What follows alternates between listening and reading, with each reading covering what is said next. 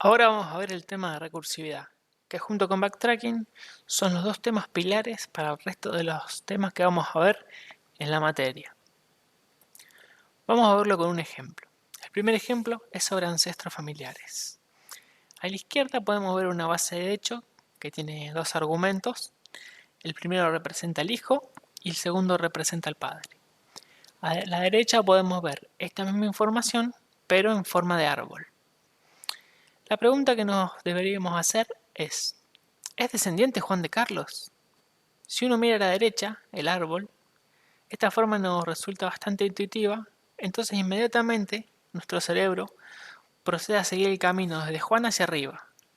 Miramos Juan, Miguel, Roberto, Carlos, y en un instante nos damos cuenta que sí, que Juan es descendiente de Carlos. Sin embargo, este razonamiento que es tan evidente para nosotros es realmente complejo para ser resuelto por un programa. Lo que vamos a ver es que gracias al motor de inferencia, Prolog encuentra una forma muy eficiente de resolverlo, y es a través de la recursividad. Nos podemos preguntar, hablando de descendencia, ¿cuál es la forma más básica de descendencia que existe?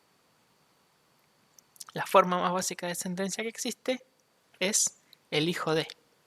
Entonces podemos decir que A es descendiente de B si y solo si A es hijo de B.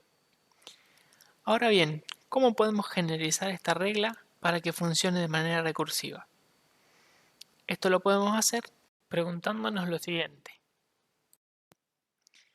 ¿Es descendiente A de B? Sí. Es descendiente si A es hijo de X y es descendiente X de B. De esta manera, generalizamos de forma recursiva y esta regla va a ser capaz de resolver el problema de la descendencia sin importar la cantidad de niveles que tengamos.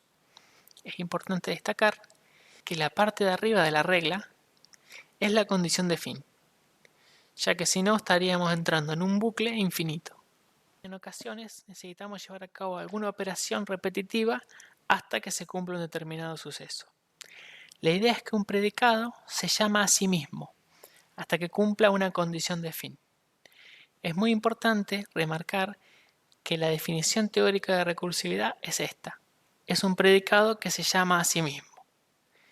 También es importante destacar que la recursividad nos brinda una herramienta para poder realizar estructuras iterativas, ya que como Prolog es un lenguaje declarativo, no vamos a tener estructuras iterativas como un for, un while, sino que vamos a tener que valernos de recursos como por ejemplo la recursividad para formar las iteraciones que necesitemos.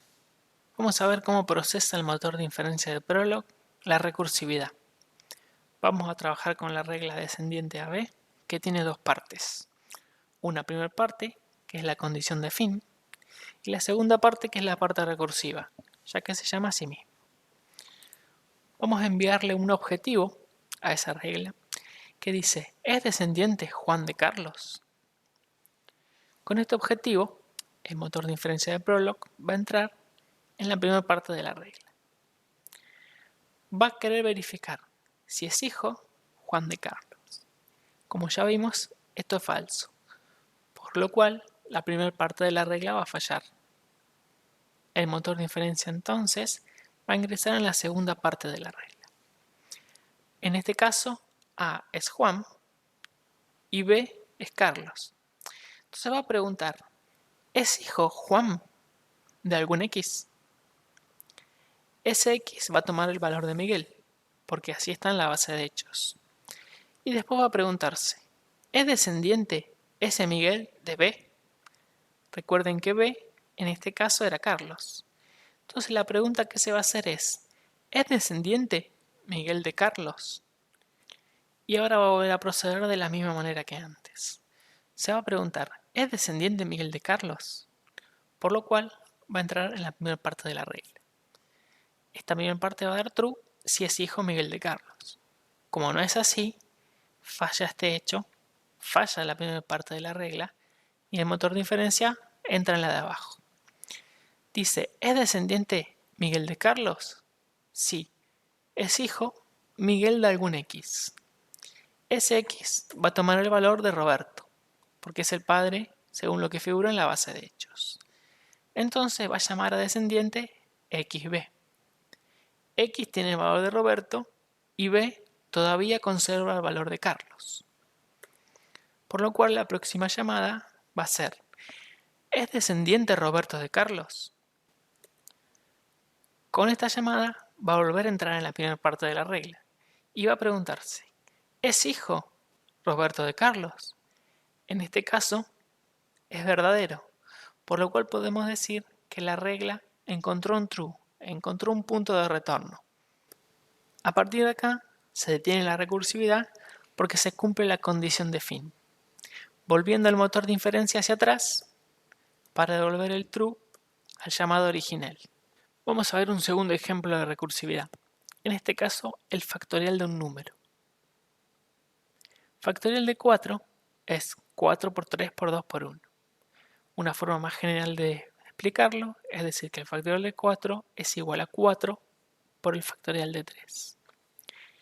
Generalizando totalmente, podemos decir que el factorial de n es igual a n por n-1 factorial. Ahora bien, ¿cómo podemos escribir este tipo de recursividad como una regla en Prolog?